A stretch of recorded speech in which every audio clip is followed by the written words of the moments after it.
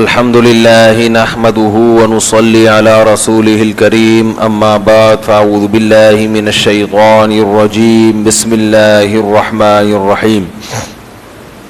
رمضان 2019 کا آج تراویح کے بعد کا 18واں بیان۔ کل ہم نے حضرت سلیمان علیہ السلام کا واقعہ شروع کیا تھا، وہ آدھا رہ گیا تھا، آدھا انشاءاللہ آج مکمل کریں گے۔ سوالات کی پرچیاں بھی بہت زیادہ جمع ہو گئی ہیں، کل والے پہلے دو، جو کل والے ہیں نا وہ پہلے دینا۔ سلیمان علیہ السلام نے ملکہ سبا کے پاس خط بھیجا تو اس کا مضمون کیا تھا؟ انہو من سلیمان، یہ سلیمان کی طرف سے ہے، وانہو بسم اللہ الرحمن الرحیم، اللہ کے نام سے جو بڑا مہربان اور نہایت رحم کرنے والا ہے۔ اللہ تعالو علیہ، سرکشی مت کرو، واتونی مسلمین، بندے بن کے چلے آؤ۔ تو ملکہ سبا نے پہلا کام عقل مندی کا کیا کیا کہ خود سے فیصلہ کرنے کے بجائے اپنی قوم سے مشورہ۔ جو بھی عقل مند آدمی ہوگا وہ مشورے سے کام کرے گا، چلائے گا اپنی مگر مشورہ سب سے لے گا۔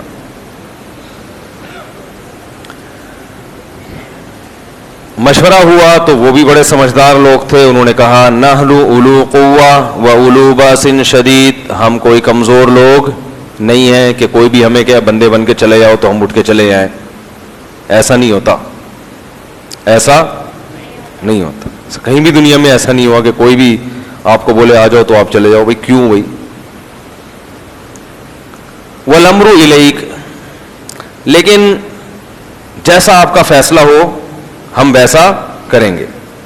کیسے زبردست لوگ تھے، آپ اندازہ لگاؤ کہ لڑائی کی بات ہے، حکم دو لڑیں گے، اب باقی لڑنا ہے یا نہیں ہے یہ آپ کا کام ہے، ہم بہرحال لڑنے کے لیے تیار ہیں۔ یہ کسی ملک کی جو کامیاب جو اچھی فوج ہوتی ہے نا اس کی یہ علامت ہوتی ہے، بھئی وہ کہے کہ آپ بتاؤ کہاں لڑنا ہے، کس کو کوٹنا ہے، کس کو پیٹنا ہے، باقی لڑنا ہے نہیں یہ آپ کا کام ہے، ہمیں یہ بتاؤ کہ کب لڑنا ہے۔ تو یہ طاقتور ہونے کی علامت۔ اور اگر وہ یہ پوچھے کہ دیکھو لڑائی، فوج خود کہے کہ دیکھیں لڑائی بڑھائی اچھا کام نہیں ہے، ٹھیک ہے نا، لڑنا اچھا کام نہیں ہے، ابھی تو لڑے تھے، ابھی پھر لڑوا رہے ہو، مروا رہے ہو، پانی وانی کی بات کرتے ہو، دل جلانے کی بات کرتے ہو، 6 مہینے سے منہ نہیں دھویا تم نہانے کی بات کرتے ہو۔ تو انہوں نے کہا کہ ہم کمزور لوگ نہیں ہیں، واقعی بڑی طاقتور قوم تھی، حکومت تھی، ریاست تھی، اور عورت کی بادشاہت تھی اس پہ۔ تو وہ اتنی سمجھدار عورت تھی کہ اس نے کہا کہ نہ تو یہ کرنا ہے کہ لڑیں گے اور نہ یہ کہ نہیں لڑیں گے، پہلے ہم یہ دیکھیں گے کہ اس نے جو اللہ کا نام استعمال کیا اور اس میں اشارہ کر دیا کہ میں تمہیں اللہ کے دین کی طرف بلا رہا ہوں، یعنی اس نے بزبان حال یہ کہہ دیا ہے کہ میری یہ لڑائی حکومت کے لیے یا پیسوں کے لیے، دولت کے لیے نہیں ہے، توحید پرست ہوں، اللہ کا نام لیوا ہوں، تو اللہ کے نام کو دنیا میں غالب کرنا چاہتا ہوں۔ تو اس کو ٹیسٹ کر کے دیکھتے ہیں۔ اس وقت تک کوئی، اس سے پہلے جو انبیاء گزرے تھے کسی نے بھی ختم نبوت کا دعویٰ نہیں کیا تھا، اس لیے تحقیق ہوتی تھی بھئی جس نے دعویٰ کیا ہے وہ سچا ہے یا جھوٹا ہے۔ تو اس نے کیا کیا کہ ملکہ سبا نے کہا کہ ابھی چیک کر کے دیکھتے ہیں، اس کو ٹیسٹ کرتے ہیں کیسا بندہ ہے، میں اس کو تحفے دوں گی، گفٹ ایسے جو اس نے کبھی دیکھے بھی نہیں ہوں گے، کیونکہ ہم بڑے پاورفل لوگ ہیں۔ اگر یہ لالچی نکلا تو یہ ان گفٹ اور ان تحفوں کو دیکھ کر متاثر ہو جائے گا، اور یہ یا تو یہ کہے گا کہ بھئی آئندہ بھی اس طرح کے، جیسے وہ جج صاحب نے کہا تھا نا بھئی اس طرح کے 5-5 ہزار کے نوٹ کے جو ثبوت تم نے پیش کیے ہیں، ایسے 2-4 ثبوت اور چاہیے۔ ارے وہ ایک وکیل نے جج سے کہا کہ میرے موکل کا جو دلائل ہیں وہ قانون کی یہ کتاب ہے، اس کے صفحہ نمبر 345 پر ہیں، جج نے جب وہ کتاب کھولی تو 345 پہ 5000 کا نوٹ پڑا ہوا تھا. جج نے کہا ایسے 3 ثبوت اور چاہیے, ٹھیک ہے نا. تو ملکہ سبا نے کہا جب پیسے دیں گے تو اس کو, اگر یہ اللہ کا نبی نہ ہوا, باطل ہوا, تو یہ متاثر ہو جائے گا, پھر ہمارے لیے اس سے لڑنا حماقت ہے. کیوں؟ ان الملوک اذا دخلوا قرية, لڑائی میں جلد بازی مت کرو, اس لیے کہ بادشاہ لوگ جب کسی بستی میں داخل ہوتے ہیں اگر فتح ہو جائے تو جعلوا عزت اہلها اذلہ, قوم کے عزت دار لوگوں کو ذلیل کر دیتے ہیں. جتنی عزت ہماری ہے نا سب سے زیادہ ہم ہی ذلیل ہوں گے. جو پہلے سے کمتر ہے ان کو کچھ نہیں ہوگا, عزت دار کیا ہو جاتے ہیں؟ ذلیل. بھائی ذلت اسی کی ہوتی ہے نا جس کی پہلے سے عزت بھی ہو. وہ ایک آدمی گیا نا محلے میں, کہنے لگا یار تیرے بھائی کی آج بڑی شکر ہے تیرے بھائی کی عزت نہیں ہے. اس نے کہا کیوں بھائی, یہ کون سے شکر کی بات؟ کہتے عزت ہوتی تو آج بڑا ذلیل ہو جاتا میں. کچھ ایسا کام مجھ سے ہو گیا ہے, یہ تو شکر ہے پہلے سے عزت نہیں ہے. تو کتنی ذہین ملکہ تھی, کہنے لگی کہ لڑائی میں اگر شکست بھی ہو, شکست کا آپشن بھی ذہن میں رہنا چاہیے. شکست ہو گئی تو سب سے زیادہ ذلیل کون ہوں گے؟ جن کی سب سے زیادہ عزت ہے. وَإِنِّي مُرْسِلَةٌ إِلَيْهِمْ بِهَدِيَّةٍ, مجھے ذرا چیک کرنے دو, میں ہدیے تحفے دے کے بھیجتی ہوں, دیکھتی ہوں جواب کیا آتا ہے, ریٹرن کیا آتا ہے, وہاں سے کیا رپلائی آتا ہے.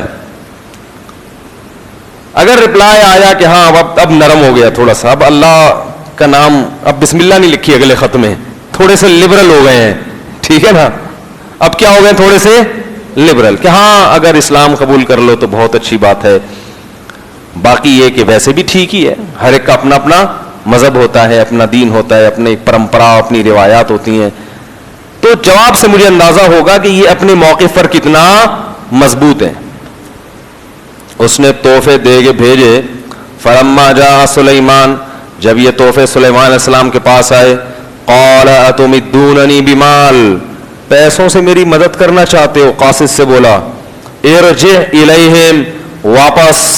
ٹھیک ہے, میں کیا بات کر رہا ہوں, میں کہہ رہا ہوں اللہ کا نام لے رہا ہوں کہ وہ رحمان ہے, رحیم ہے, انسان بن کے چلے آؤ, یہ تم پیسے بھیج رہے ہو. فما آتانی اللہ خیر مما آتاکم, ملکہ سے کہنا کہ اللہ نے مجھے جو وسائل دیے ہیں وہ تم نے کبھی خواب میں بھی نہیں دیکھے. اور کہا کہ یہ پہلا اور آخری خط تھا. فلناتینہم بجلود, میں ایک ایسا لشکر لے کے آ رہا ہوں, لا قبل لہم بہا, یہ اس کے سامنے ٹھہر نہیں سکیں گے. ولنخرجنہم منہا اذلۃ, سب کو ان کے ملک سے ذلیل کر کے نکال دیں گے. وہم صاغرون, سارے ذلیل ہو چکے ہوں گے. تمیز کی بات سمجھ میں کیا انداز ہے نا. تو جب پاور ہو تو پھر اس انداز سے بات کرتا ہوا انسان اچھا لگتا ہے. فی الحال جیسے ہیں اسی طرح چل کہ آپ, یہ لوگ جوش میں آتے ہیں, بولتے ہیں ابے اور ہم بھی جا رہے ہیں, ابھی دیکھو میں, تو وہ یہ حضرت سلیمان علیہ السلام کا انداز تھا. یہ ہر ایک پہ سوٹ بولو بھائی نہیں کرتا. اصل اسٹائل تو یہی ہے, لیکن اس کے لیے پیسے بھی جیب میں ہونے چاہیے, وسائل بھی ہونے چاہیے. تو ارجع الیہم, جاؤ, بولو یہ پیسوں کی لالچ کسی اور کو دینا, یہ تو ہمارے پاس بہت ہے, ہم موقف ہی جنگ لڑ رہے ہیں, موقف ہے ہمارا. اب سلیمان علیہ السلام کو ہدہد نے بتا دیا, یا اللہ نے بتا دیا کہ ملکہ سبا تحقیق کرنے کے لیے اپنے لشکر کے ساتھ سلیمان علیہ السلام سے ملاقات کرنے کے لیے آ رہی ہے, کہ بھئی چلیں جا کے بات چیت کرتے ہیں, کیا مسئلہ ہے بھائی, کیوں دھمکی دے رہے ہو, کیوں جنگ, ہم نے کوئی کسی, نہ ہم چھڑتے ہیں نہ کسی کو ہم چھیڑتے ہیں, اپنے ملک میں آرام سے بیٹھے ہوئے, خام میں آپ کو کیا. تو جا کے حال احوال پوچھنے کے لیے, تحقیق احوال کے لیے ملکہ سبا نے کہا چلو بھائی اس سے پہلے کہ کوئی لشکر آئے. اب کیونکہ تحقیق کے لیے آ گئی نا, تو اب سلیمان علیہ السلام نے کہا اس کو معجزے دکھاؤ اپنے, کیونکہ بھائی جنگ کے بغیر اگر تمیز سے کوئی دین کی طرف آ جائے اور تسلیم ہو جائے تو لڑنے کی ضرورت نہیں ہے. تو وہ اپنے جاہو جلال کے ساتھ ملکہ سبا نکلی وہاں سے. وَلَهَا عَرْشٌ عَظِيمٌ, ہدہد نے پہلے بتا دیا تھا کہ اس کے پاس ایسا خاندانی تخت ہے. پہلے زمانے میں بادشاہوں کے تخت سے اندازہ ہوتا تھا کہ یہ کتنے پاورفل ہیں, ہیرے جواہرات جڑے ہوئے ہوتے تھے تخت میں, اس سے ملک کی اکنامی کا اندازہ ہوتا تھا اور بادشاہ کی طاقت کا اندازہ. بہت بڑا عالیشان تخت تھا. تو سلیمان علیہ السلام نے کہا ایکم یاتینی بعرشھا قبل ان یاتونی مسلمین, میرے دربار میں کوئی ایسا ہے جو اس کے ملکہ سبا کے یہاں پہنچنے سے پہلے, ایک ریاست سے دوسرے ملک آ رہی ہے اور اتنا دور تھا ملک کہ سلیمان علیہ السلام کو پتا تھا ہی نہیں اس کے بارے میں, تو میں چاہتا ہوں کہ اس کا تخت کوئی اس کے یہاں پہنچنے سے پہلے لے آئے, وہ دیکھ کے حیران ہو جائے گی اور میرا معجزہ دیکھ کر یقین کرے گی کہ یہ کس کے پیغمبر ہیں, اللہ کے پیغمبر ہیں, کیونکہ ایسا تو ممکن نہیں تھا نا تخت اٹھا کے لانا. قرآن کہتا ہے قال عفریت من الجن, ایک بڑے طاقتور جن نے کہا انا آتیک بہ, میں لے آؤں گا. کب لے کر آؤ گے بھائی؟ قبل ان تقوم من مقامک, آپ کی مجلس برخاست ہونے سے پہلے میں یہ تخت لے آؤں گا.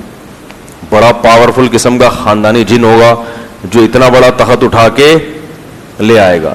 یہ جو روحانی عاملوں کے پاس جنات ہوتے ہیں یہ جھوٹی موٹی کے ہوتے ہیں, یہ سچی مچی کے نہیں ہوتے, کیونکہ اتنے بڑے جن کو قابو کرنا یہ کوئی ایسا نہیں ہے کہ جیب میں آ جائے اور شاپر میں ڈال کے آپ لے کے جا رہے ہیں اس کو, یہ خود اس عامل کو اٹھا کے لے جائے گا. تو یہ اللہ تعالیٰ نے جنات کو سلیمان علیہ السلام کے تابع بنا دیا تھا. تو کون ہے جو لے کر آئے گا تخت؟ اس جن نے کہا میں لے کر آؤں گا. اور اتنی آپ تو کہہ رہے ہیں ملکہ کے یہاں پہنچنے سے پہلے, مجلس برخاست ہونے سے پہلے حاضر. قال الذی عنده علم من الکتاب, وہاں ایک بزرگ بیٹھے ہوئے تھے جن کے پاس زبور کا علم تھا, اللہ والے تھے, ان کے ہاتھ پہ اللہ کرامت ظاہر کرنا چاہتے تھے. انہوں نے کہا انا آتیک بہ, میں لے کے آؤں گا قبل ان یرتد الیک طرفک, آپ کی پلک جھپکنے سے پہلے. اس کو کیا کہتے ہیں؟ کرامت. یہ تو شکر ہے اس زمانے میں وہ فتنہ پرست لوگ نہیں تھے, ورنہ وہ بھی کلپ بنا کے کہ یہ تو میڈیکلی ممکن ہے ہی نہیں, یہ تو قصے سنا کے قوم کو الو بنا رہے ہیں. تو قصے بھی ہوتے ہیں اہل اللہ کے ساتھ ہی ہوتے ہیں, اور یہ نبی کے دور کے بعد بھی ہوتے رہے ہیں. یہ اس لیے کہہ رہا ہوں کہ ہر قصے کا قرآن و حدیث میں ہونا ضروری نہیں ہے. جو واقعات نبی کے دور کے بعد جو کرامتیں ہوئی ہیں وہ قرآن حدیث میں تھوڑی ہوں گی. کیا خیال ہے بھائی؟ وہ تو مشاہدے پر مبنی ہوں گی. مشاہدہ کرنے والا قابل اعتماد ہے تو اس واقعے کو بیان بھی کیا جا سکتا ہے. مشاہدہ کرنے والا ایک نمبر کا چھوڑو ہے تو وہ واقعہ بھی کیا ہوگا؟ غیر مستند. تو سب کچھ ہو سکتا ہے دنیا میں, لیکن یہ اللہ کرتا ہے, یہ بزرگ نہیں کر سکتے. تو ان بزرگ کو اللہ کی طرف سے الہام ہوا کہ آپ ارادہ کر لو میں حاضر کر دوں گا. تو ان بزرگ کو الہام ہوا, انہوں نے سلیمان علیہ السلام سے کہا کہ حضرت یہ جن ہے, یہ کہہ رہے ہیں کہ میں اٹھا کے لاؤں گا آپ کی مجلس برخاست ہونے سے پہلے, میں آپ کی پلکیں نیچے آ کر اوپر جانے سے پہلے لے آؤں گا. اب ظاہر ہے جب یہ کہا تو حاضر, کیونکہ پلک تو جھپک لی نا. اگر وہ سلیمان علیہ السلام کے جواب کا انتظار کرتا تو 2-4 دفعہ پلکیں تو جھپک چکے ہوتے. اس نے کہا, انہوں نے کہا کہ میں پلک جھپکنے سے پہلے تخت لے آؤں گا. یہ کہا اور تخت حاضر. اس سے بھی پتہ چل گیا میرے بھائی یہ جو کرامتیں بیان ہوتی ہیں اس میں یہ احمقانہ اور جاہلانہ اعتراض ہے کہ صحابہ سے تو ہوا نہیں, تمہارے بزرگ سے کیسے ہو گیا. یہ وہ لوگ ہیں جو بالکل کورے جاہل, جن کا کام صرف لوگوں میں بیٹھ کے فتنہ پھیلانا. علم کے علاوہ دنیا میں ان کے پاس سب کچھ ہے. یہ پلمبر بنتے, انجینئر بنتے, لوگوں کے پنکھے ٹھیک کرتے, نلکے ٹھیک کرتے, بہت اچھا کر سکتے تھے. انہوں نے وہ کرنے کا کام چھوڑ کے لوگوں میں کیا پھیلا دیا؟ فتنہ پھیلا دیا. سمجھ رہے بات کو؟ تو ادھر کہا اور تخت کیا ہو گیا؟ حاضر. جیسے ہی تخت حاضر ہوا تو سلیمان علیہ السلام کہہ رہے ہیں ھذا من فضل ربی. اچھا دیکھو, یہ حضرت سلیمان سے یہ نہیں ہوئی. یہ بھی کوئی کہہ سکتا ہے کہ وہ کیا بزرگ سے ہو گئی, سلیمان علیہ السلام تو لا نہیں سکے. تو بھائی کرامت کسی سے بھی ہو سکتی ہے, ضروری نہیں. عیسائی یہ اعتراض کرتے ہیں کہ عیسیٰ علیہ السلام مردوں کو زندہ کرتے تھے, محمد صلی اللہ علیہ وسلم تو نہیں کرتے تھے. تم کیسے کہتے ہو کہ محمد صلی اللہ علیہ وسلم حضرت عیسیٰ سے افضل تھے؟ ہم کہتے ہیں بھائی کسی پیغمبر کے ہاتھ پہ کوئی معجزہ ظاہر ہو گیا تو یہ اس کی علامت نہیں ہے کہ وہ پیغمبر ان پیغمبر سے افضل ہے جن کے ہاتھ پہ وہ معجزہ ظاہر نہیں ہوا. تو جیسے ایک کم درجے کے پیغمبر کے ہاتھ پہ ایک معجزہ ہو سکتا ہے, اس سے بڑے درجے کے پیغمبر پہ نہیں ہو سکتا, تو ایسے ہی ایک چیز ایک امتی کے ہاتھ پہ ہو سکتی ہے, ضروری نہیں کہ وہ پیغمبر کے ہاتھ پہ بھی ہو. یا وہ اس امتی سے زیادہ افضل امتی کے ہاتھ پہ بھی ہو. یہ ضروری نہیں ہے. کم درجے کے بزرگ پہ کرامت ہو سکتی ہے, اس سے بڑے بزرگ کے ہاتھ پہ وہ کرامت نہیں ہو سکتی. یہ عین ممکن ہے, ہوتا رہا ہے. تو اب کیا ہوا, یہ بھی ان لوگوں کے پاس علم نہیں ہے. وہ کلپ بناؤ, بیٹھ بیٹھ کے پھینکتے رہو, اور بیٹھے ہوں گے کچھ لوگ, وہ آگے سوال جواب سوال, وہی اپنے مطلب کے سوالات, اور پورا جواب ہوتا نہیں ہے تو دوبارہ وہ سوال نہیں پوچھتے, بس گھما دیتے ہیں. تو یہ سب بٹھایا ہوا ہوتا ہے. یہ جو پرچیاں ہیں, یہ میں نے آپ کو کہا کہ یہ سوال لکھ کے لاؤ, یہ خود سے لکھے ہوئے ہیں نا. بعض دفعہ سوال لکھوائے جاتے ہیں, یہ پوچھنا, اس کے آگے یہ والا نہیں پوچھ لینا ٹھیک ہے, اس پر جو اشکال ہوگا یہ نہیں, یہ والا نہیں, بس اتنا. وہ ایک آدمی کا پھڈا ہوا تو سامنے ایک بندہ آیا, اس نے کہا چھوڑو مجھے, لیکن آہستہ سے کہتے چھوڑ نہیں دینا. اس کو ڈرانے کے لیے کہہ رہا ہے وہ چھوڑ مجھے. لوگ دوست پکڑ رہے ہیں, نہیں نہیں بھائی تو کوٹ دے گا, اس کے تو قیمہ بنا دے گا, ابے اس کے تو چیر پھاڑ گئے, اس کے جو چانپے نکال کے باہر پھینک دے گا. نہیں چھوڑ رہے ہم. تو آہستہ سے کہتے چھوڑنا بھی نہیں آہستہ سے کیا کہتا ہے, چھوڑنا بھی نہیں. اوپر ہوئے گا چھوڑ مجھے. ابے تو ویڈیو میں دکھانے کے لیے کچھ اور ہوتا ہے, حقیقت میں انسان کی اوقات کچھ, حقیقت میں کائن میں کہہ رہا ہوتا ہے چھوڑ نہیں دینا. وہ 50-50 آتا تھا ایک پرانے زمانے میں, اللہ معاف فرمائے, اب تو چھوڑ دیا تھا ہم نے. تو وہ اس میں ایک دکھایا, وہ بڑا عجیب قسم کا ڈرامے آتے تھے, مزاحیہ, کوئی بے حیائی نہیں ہوتی تھی, اور بڑا سادہ سا مزاح دکھایا جاتا تھا. اس میں ایک دکھایا کہ وہ ایک بچی کی رخصتی ہو رہی ہے, مائیں روتے ہوئے رخصت کرتی ہیں نا بچیوں کو, تو مائیں بچی کو روتے, بھائی میری بچی دیکھ سسرال میں اچھی طرح رہنا, ہاں ہاں ہو وہ رو رہی ہے میری بچی, میرا جگر کا ٹکڑا, اتنا رو رو کے گاڑی میں بٹھایا. وہ جو کیمرہ ویڈیو بنا رہا تھا اس نے کہا وہ بٹن دبانا بھول گیا ہوں میں, کیمرے ویڈیو نہیں بنی. یعنی کم بہت اتنی مصیبت سے میں روئی تھی کیونکہ یہ تو یادگار ویڈیو ہے نا, ہمیشہ رہے گی. بچی گھر سے رخصت ہو رہی تھی تو لوگ کہیں گے ماں تو روئی نہیں رہی تھی, تو میں اتنی مصیبت سے روئی تھی پوری. میں نے اب پھر دوبارہ سے, تو اس میں دکھایا وہ کیمرہ آن ہوا, اب دوبارہ سے وہی اسٹائل ریورس ہوئے سارے, وہیں سے پھر ہائے ہائے ہائے میں نے تجھے اتنی مشکل سے پالا. تو کیمرے کے آگے میرے بھائی حساب کتاب کچھ اور ہوتا ہے. چھپڑ میں یہ فتنہ پرست لوگوں کی بات کر رہا ہوں, اس کو بتایا ہوا ہوتا ہے اتنا پوچھنا, اس کے آگے نہیں پوچھنا, اور یہ والا تو پوچھنا بھی نہیں. مفتی طارق مسعود صاحب نے بیان میں کہا تھا کہ حضرت حسن نے اتنی شادیاں کی تھی, اور میں نے جواب میں کہا تھا کہ کسی حدیث میں ان کتاب میں شادیوں کا ذکر نہیں ہے. اور پھر میں نے ایک بیان میں خود یہ کہا کہ مصنف ابن ابی شیبہ حدیث کی کتاب ہے, اور پھر مفتی طارق مسعود نے ثابت کیا کہ مصنف ابن ابی شیبہ میں حضرت حسن کی درجنوں سینکڑوں شادیوں کا ذکر ہے. یہ والا مجھ سے سوال نہیں پوچھنا, اللہ کا واسطہ یہ مجھ سے سوال نہیں پوچھنا, سمجھ رہے ہیں. اور اس طرح کے بہت سارے ہیں, تو اور اس طرح کے بہت سارے جو منع کیا ہوا ہے کہ یہ اللہ کا واسطہ قیامت آ جائے مجھ سے اس قسم کے سوالات نہیں پوچھنا. تو خیر کہاں چلے گئے ہم یار. تو وہ سلیمان علیہ السلام نے کیا کہا, سلیمان علیہ السلام کے ہاتھ پہ یہ معجزہ نہیں ہوا, ان کے امتی کے ہاتھ پہ ہو گیا. لیکن سلیمان علیہ السلام کیا کہہ رہے ہیں, ھذا من فضل ربی, یہ کس کا فضل ہے, میرے رب کا. اس میں بتا دیا کہ یہ اس بزرگ نے نہیں کیا, یہ کیا کس نے, اللہ نے. اور یہ میری امتیوں میں ایسے ایسے لوگ اللہ نے پیدا کیے, نیک لوگ, کہ ان کے ہاتھ پہ ایسی چیزیں ظاہر کر دیتا ہے. تو یہ اصل میں کس کا پر فضل ہے, میرے پہ فضل ہے.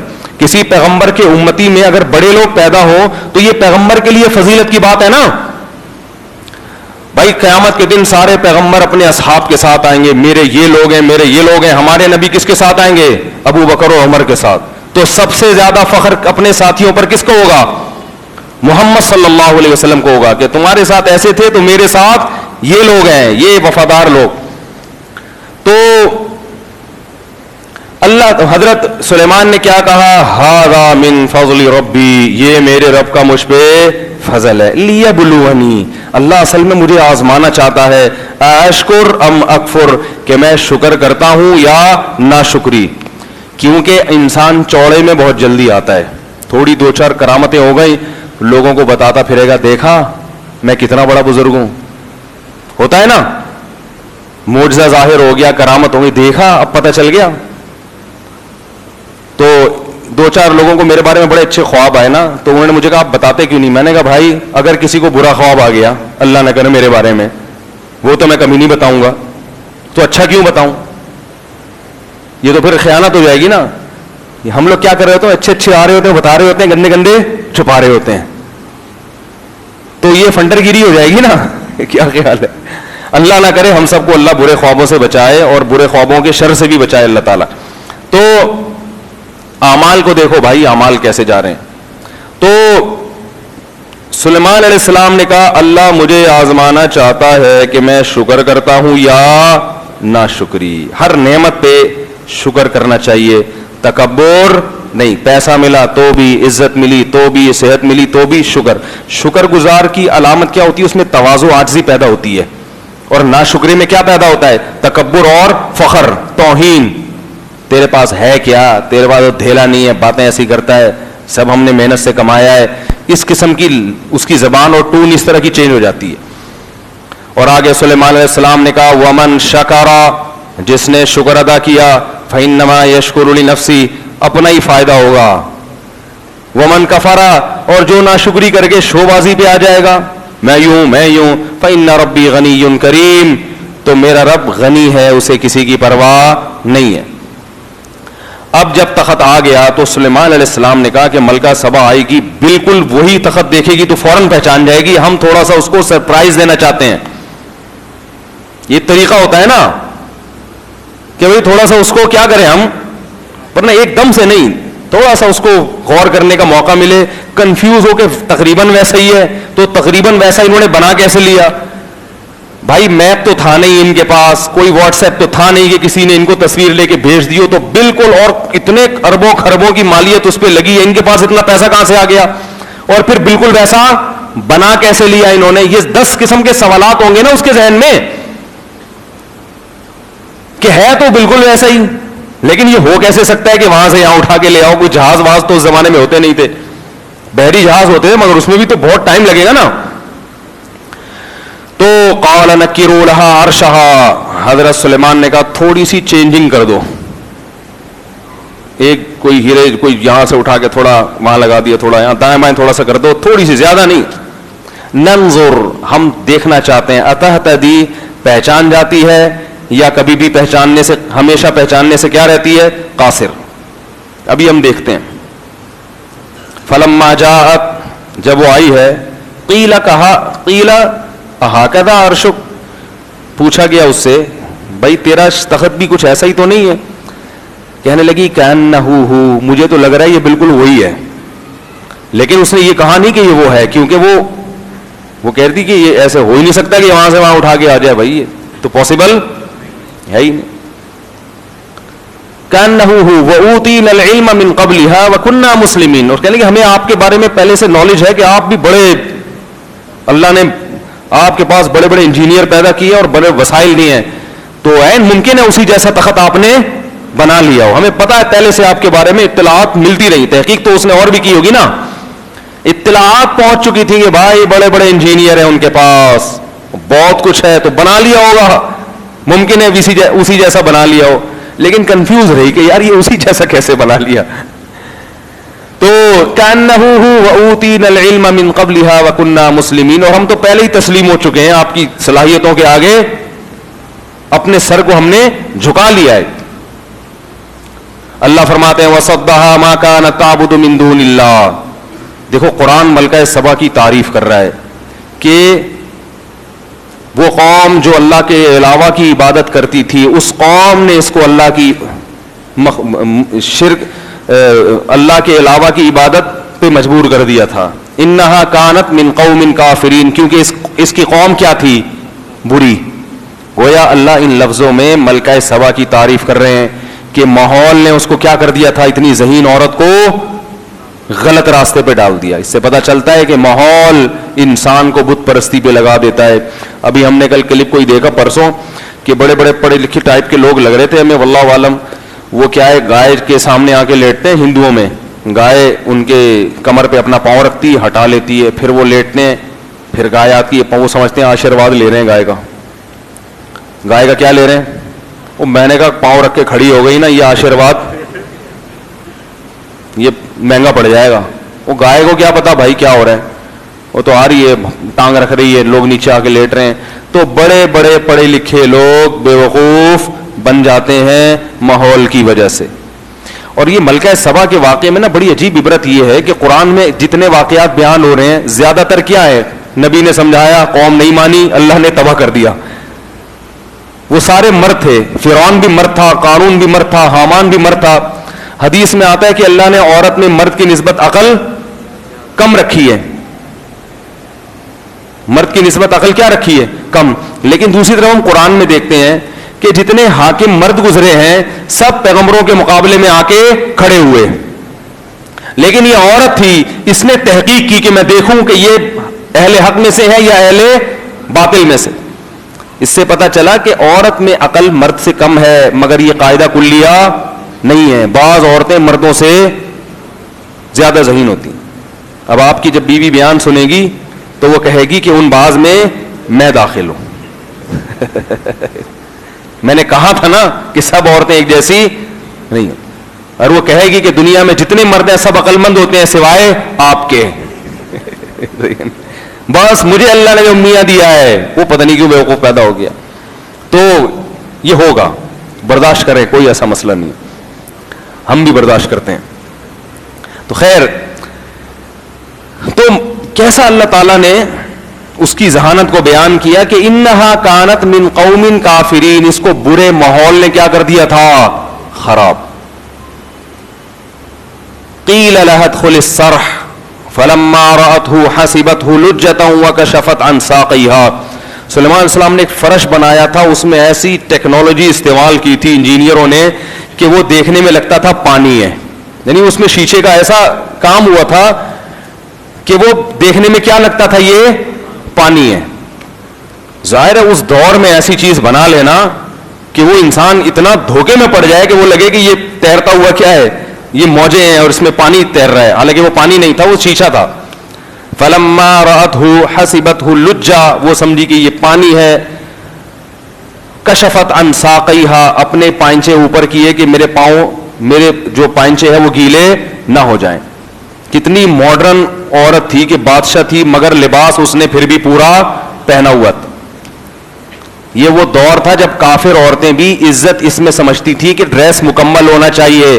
انگریز نے غلط راستے پہ ڈال دیا، اس نے ماڈرنزم بنا دیا کہ جتنے کپڑے مختصر ہوں گے آپ اتنی پڑھی لکھی ہوں گی کہلائیں گی. یہ ایسا ماحول بنا دیا. پہلے یہ غیر مسلموں میں بھی نہیں ہوتا تھا، تو یہ فطرت کے خلاف ہے. تو اس نے اپنے پائنچے اوپر کیے تاکہ یہ پاؤں، یہ میرے پائنچے گیلے نہ ہو جائیں. آج ہوتا نا تو اسکرٹ پہنا ہوا ہوتا، بھی ماڈرن ہے، بڑے وہ ریاست کی وہ ہیں، تو وہ پائنچے اوپر کرنے کی ضرورت ہی نہیں ہے، بلکہ وہ ڈبکی لگاتی ہے سوئمنگ پول میں ہے سب کے سامنے. وہ سر پر پھٹ جاتا اس کا وہ تو شکر ہے. تو فلما رأته لجة حسب فلما کیا ہے قیل لها ادخل الصرح فلما رأته حسبته لجة وكشفت عن ساقيها قال انه صرح ممرد من قوارير. سلیمان علیہ السلام نے کہا کہ یہ شیشہ نہیں ہے. تو اس نے کہا ربی انی ظلمت نفسی، اے اللہ میں نے اپنی جان پر آج تک بڑا، یہ ایک دم متاثر ہونے کہ پہلے وہ تخت اپنا اس کو یقین نہیں آ رہا تھا، اس کو اب یہ بھی یقین آ گیا کہ جو یہ کر سکتا ہے بھائی وہ تخت بھی پھر میرا ہی ہے. وہ تخت کس کا ہے؟ یہ تو پتہ نہیں کیا کیا کمالات دکھا رہے ہیں بھائی. تو یہ اللہ کا پیغمبر ہی ہو سکتا ہے، ورنہ یہ عام آدمی کا کام نہیں ہے. ہم سے زیادہ کون ٹیکنالوجی میں آگے ہوگا؟ ملکہ سبا کا یہ خیال تھا. فوراً کہنے لگی ربی انی ظلمت نفسی، اے اللہ میں نے اپنی جان پر آج تک بہت ظلم کیا ہے، شرک میں مبتلا رہی. اسلمت مع سلیمان، میں سلیمان کے ساتھ اسلام میں داخل ہوتی ہوں اور اپنے آپ کو سپرد کرتی ہوں للہ رب العالمین، اس اللہ کے لیے جو تمام جہانوں کا پالنے والا ہے. تو یہاں قرآن میں ایسی قوموں کے واقعات ہیں جن کو تباہ کیا، جن میں عقل نہیں تھی، پیغمبروں سے لڑتے رہے، ان غریبوں کو دور کر دو، ان یوں کر دو، ہے اے شعیب تجھے تیری نماز یہ حکم دیتی ہے کہ تو ہم کو نصیحتیں کر، اور قارون کو سمجھایا.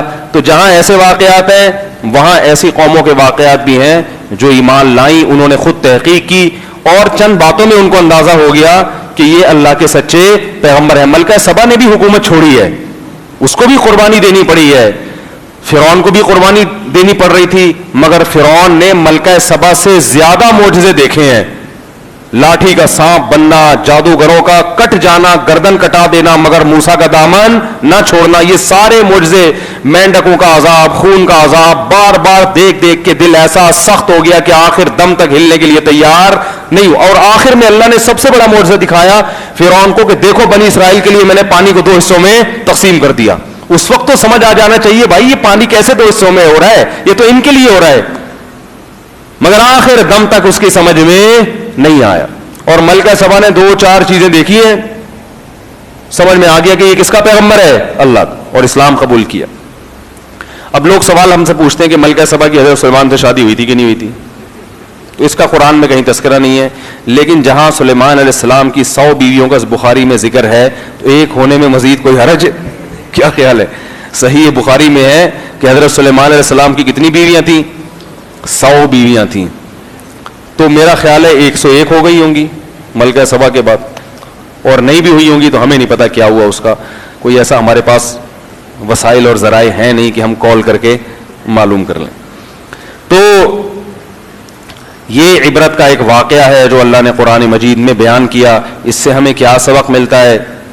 کہ پہلا سبق تو یہ ملتا ہے کہ جو حدیث میں آتا ہے کہ اللہ نے مردوں کو عقل عورت سے زیادہ دی ہے, اصول یہی ہے. لیکن بعض عورتوں کو اللہ نے عقل مردوں سے, بعض, جن میں ایک ملکہ سبا تھی, جن میں حضرت عائشہ رضی اللہ تعالیٰ عنہ ہیں, جن میں حضرت آسیہ فرعون کی بیوی ہیں, جن میں حضرت مریم ہیں. تو اس طرح کی اور بھی تاریخ میں کچھ خواتین گزری ہیں. اور دوسرا ہمیں سبق یہ ملتا ہے, یہ میں اس لیے کہہ رہا ہوں کہ بیوی کی ہر بات کو الٹا سمجھ کے مسترد نہیں کر دینا چاہیے انسان. کبھی کبھار وہ عقل کی بات بھی کر رہی ہوتی ہے. لوگ تاڑا زیادہ تجھے کیا ہے, تو مجھے سمجھائے گی, تو مجھے بتائے گی میں نے کیا کرنا ہے. نبی صلی اللہ علیہ وسلم نے ایک موقع پر صلح حدیبیہ میں نا, جب شرائط طے ہوئی تو عمرہ کیے بغیر احرام کھولنا پڑ گیا تھا. تو آپ صلی اللہ علیہ وسلم صحابہ کو کہہ رہے تھے کہ احرام کھول دو. صحابہ مان نہیں رہے تھے کہ بھائی ہم کیسے احرام کھول دیں, حج کیا, عمرہ کیا نہیں, اور ہم سر منڈا لیں احرام کھول دیں. تو آپ نے اپنی زوجہ سے مشورہ کیا, غالباً حضرت صفیہ تھیں, تو انہوں نے فرمایا کہ آپ لوگوں کو بتائیں نہیں, آپ خود اپنا سر منڈوا لیں, بتائیں نہیں, عمل کر کے دکھا دیں تو لوگ خود بخود کرنا شروع کر دیں گے. تو آپ نے ایسا ہی کیا, احرام سے باہر آ گئے. جب صحابہ نے دیکھا یار نبی نے جب احرام کھول دیا تو ہم کیا نبی سے آگے ہیں کیا؟ کیونکہ احرام کھولنا ایسے ہے جیسے نماز کو درمیان میں توڑ دینا, سمجھ رہے ہیں نا؟ تو جیسے نماز کو مکمل کیے بغیر توڑ دینا, ایک نماز کے ساتھ ایک قسم کی جو ہے نا وہ ایک شاعر اللہ کے منافی ہے. تو ایسے ہی احرام کو درمیان میں کھول دینا, یہ بھی شریعت میں اس کی اجازت نہیں ہے. لیکن جہاں اللہ کا حکم ہے وہاں تو پورا کرنا ہے نا. تو نبی صلی اللہ علیہ وسلم صحابہ سے کہہ رہے ہیں, وہ مان نہیں رہے. تو آپ نے اپنی زوجہ سے مشورہ کیا, انہوں نے کہا یا رسول اللہ آپ کہیں نہیں, عمل کر کے دکھائیں. جب آپ عمل کریں گے تو صحابہ وہ سب کر لیں گے. تو ایک تو یہ ملا. دوسری بات یہ ملی کہ دیکھو جو حق کا متلاشی ہوتا ہے نا وہ خود تحقیق کرتا ہے کہ حق مجھے کہاں سے ملے گا, خود تحقیق کرتا ہے, اور اللہ اسے حق تک پہنچا دیتے ہیں. یہ جو لوگ باطل کی طرف جا رہے ہوتے ہیں اور ہم کہتے ہیں ہم نے تحقیق بہت کی ہے, انہوں نے آدھی تحقیق کی ہوتی ہے, پوری نہیں کی ہوتی. پوری تحقیق کریں گے تو اللہ تعالیٰ کا وعدہ ہے والذین جاہدوا فینا لنہدینہم سبلنا, جو ہمارے راستے میں کوشش کرتے ہیں ہم ان کے لیے اپنے راستے کھول دیتے ہیں, ان کو راستوں کی طرف رہنمائی کر دیتے ہیں ہم. تو یہ بھی ہمیں اس واقعے سے سبق ملتا ہے. اور ایک سبق یہ بھی ملتا ہے کہ اللہ نے بنی اسرائیل کو کتنا نوازا تھا. سلیمان علیہ السلام کو بھیجا کیسے پیغمبر, انہوں نے اپنے پیغمبروں کی قدر نہیں کی. ہماری اس امت میں تو کوئی, ہمارے نبی صلی اللہ علیہ وسلم کو تو اللہ نے ایسی حکومت نہیں دی, بلکہ مکہ فتح ہوا اور اللہ نے اپنے نبی کو اٹھا لیا اور باقی کام امت کے ذمے لگا دیا. تو صحابہ کرام کو بھی ایسے معجزے نہیں دیے. کیسی محنت کی ہے صحابہ کرام نے, قربانیاں دی ہیں, پوری دنیا میں دین کو غالب کر کے چھوڑا انہوں نے. تو یہ محنتوں سے اور ان کے اخلاص سے اللہ نے اب ہمیں پکی پکائی روٹی مل گئی ہے. تو ہماری اب ذمہ داری ہے کہ ہم دین کی تبلیغ کریں, دین کو پھیلانے کی کوشش کریں. اللہ عمل کی توفیق عطا فرمائے. 3-4 دن کے سوالات جمع ہو گئے ہیں, جلدی جلدی پڑھ لیتے ہیں بھائی. سورہ مائدہ میں وضو والی آیت میں ارجلکم کا مختلف مطلب لیا جاتا ہے, وضاحت کر دیں. سر کا مسا, بالوں کا مسا کہاں تک کیا جائے گا؟ قرآن میں آتا ہے فاغسلوا وجوهکم وایدیکم الی المرافق وامسحوا برؤوسکم وارجلکم الی الکعبین. تو ارجلا میں جو ہے نا یہ نصب ہے. اب یہ گرامر کی باتیں لوگوں کو کہاں سمجھ میں آئیں گی یار. ارجلکم میں نصب ہے تو اس کا عطف ہو رہا ہے فاغسلوا وجوہکم پر, وجوہکم پر, اس کا مطلب چہرے بھی دھو, ہاتھ بھی دھو اور پاؤں بھی دھو. اور اگر اس پہ جر مان لیا جائے تو یہ جر جوار کہلاتا ہے تو یہ اسی پر عطف, دھونے کا حکم ہے, مگر اس کے پڑوس میں جو لفظ ہے اس میں زیر ہے تو اس پہ بھی اس کی وجہ سے کیا ڈال دیا گیا ہے, زیر, لیکن عطف اس کا وجہ پر ہے, اس لیے دھونے کا حکم ہے. حدیث سے پتہ چلتا ہے ایک دکاندار 10% ڈسکاؤنٹ پر مال فروخت کرتا ہے, اور 100 روپے کی چیز 95 روپے کی بیچتا ہے, 200 کی چیز بھی 10 روپے کی کم کر کے دیتا ہے 10%. بھائی ادھر آسان مسئلے پوچھا کرو, زیادہ لمبی چوڑی پکھراتی ہوں میں, اتنے سارے سوال کا جواب کیسے دوں گا میں. ایک دکاندار 10% ڈسکاؤنٹ پر مال فروخت کرتا ہے. اب وہ 100 روپے کی چیز 90 کی بیچتا ہے اور 200 کی چیز پر بھی 10 روپے کم کر کے دیتا ہے. حالانکہ 10% ڈسکاؤنٹ کے اعتبار سے دکاندار کو 20 کی چیز پر 20 روپے کم کرنے تھے, تو کیا اس طرح دکاندار کے لیے جائز ہے اور خریدار اس سے اس بارے میں لڑ سکتا ہے؟ دکاندار نے اگر پہلے سے بتایا ہوا ہے کہ میں 10% ڈسکاؤنٹ دے رہا ہوں اور پھر بھی وہ 10% نہیں دے رہا, تو پھر کسٹمر کو لڑنے کا پورا حق حاصل ہے. مفتی صاحب میں نے جو کل روزے کا مسئلہ پوچھا تھا وہ یہ تھا کہ روزے میں پانی کا قطرہ پینے سے کفارہ لازم آئے گا کہ نہیں, کیونکہ اس میں انتفاع کا کامل نہیں ہے. انتفاع کامل ہے.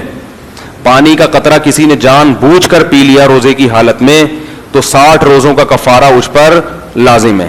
اگر کامل کا یہ مطلب ہے کہ پورا سحر ہو جائے پھر تو 6 بوتلیں پینے سے, افطاری میں تو پیتا ہی رہتا ہے عشاء تک پانی آدمی, تو روزہ توڑنا یہ روزے کی یہ جنایت ہے کہ آپ نے رمضان کے روزے کی توہین کی ہے, تو اس کی سزا ہے. تو روزہ جب بھی توڑیں گے جان بوجھ کر, کوئی شبہ نہ اس میں, جان کر بغیر شرعی عذر کے توڑیں گے. زوجہ کے قریب کوئی چلا گیا, ہم بستری کر لی یا پانی پی لیا, روٹی کھا لی, کھانا کھا لیا, تو روزہ بھی گیا اور 60 روزوں کا کفارہ بھی لازم ہے. اور مظاہرہ کیوں نہیں کرتے؟ ابے چھوڑو اس کا ذکر, بات نہیں, میں نے کہا ہے وہ محترم نے جواب دیا ہے کہ میں اس لیے بحث نہیں کرتا کہ یہ لوگ پہلے اپنے مسائل تو آپس میں بیٹھ کے حل کر لیں. کیا خوبصورت جواب ہے, اسٹائل دیکھو. یہ پہلے آپس میں, اس سے تو پھر دنیا میں کسی سے بھی بات نہیں کرنی چاہیے. عیسائی آئے ہم سے بات کرنے کے لیے, ہم کہیں کہ بھائی چلو ہم تم سے بات کروں, کہہ رہے تم لوگ پہلے آپس میں اپنے مسائل تو حل کر لو. یہ ایسے ہو گیا جیسے آپ کے گھر میں میاں بیوی کا پڈا چل رہا ہے بھائی, آپ نے اپنی ساس کو بلا لیا کہ بیگم سے بات کریں, یہ میرے حقوق ادا نہیں کر رہی. ساس کہہ رہی ہے پہلے اپنی ممانی کے مسائل تو حل کرو, اپنی چاچی کے مسائل تو حل کرو, اپنی بہنوں اور بہنوئی سے جو پھڈا ہو رہا ہے وہ تو حل کرو. تو ساری دنیا, یعنی ان کا مطلب ہے جب ساری دنیا میں جتنے مسائل ہیں سب حل ہو جائیں گے پھر انشاءاللہ ہم بات چیت کے لیے تیار ہو جائیں گے. تو وہ جو بٹھایا ہوا ہے نا سوال کے لیے, اس کو پہلے سے بولا ہوا ہے جب میں یہ غلط جواب دوں گا تو اللہ کا واسطہ اس جواب پہ دوبارہ سوال نہ پوچھنا. انہوں نے کہا ہے کہ پہلے یہ دیوبندی, بریلوی, اہل حدیث اور یہ جتنے سارے آپس میں تو متفق ہو جائیں پھر میرے پاس آئیں.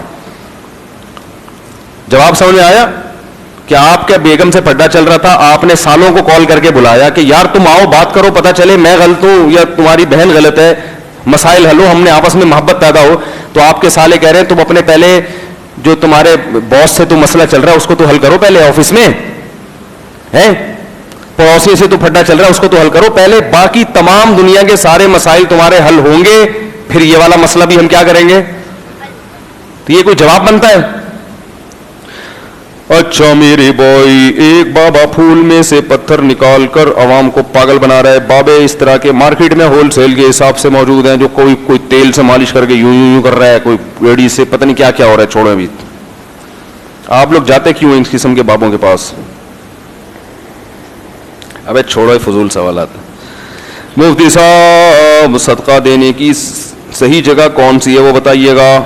بھائی بہت ساری جگہیں بتائی ہیں, دے دیں. آپ سے نہیں دیا جاتا تو مجھے دے دیں, میں دے دوں گا. میرے پاس بہت سارے ہول سیل کے حساب سے یتیم موجود ہیں جو یتیم خانے چلا رہے ہیں, ایسے علماء ہیں جو یتیم خانے چلا رہے ہیں.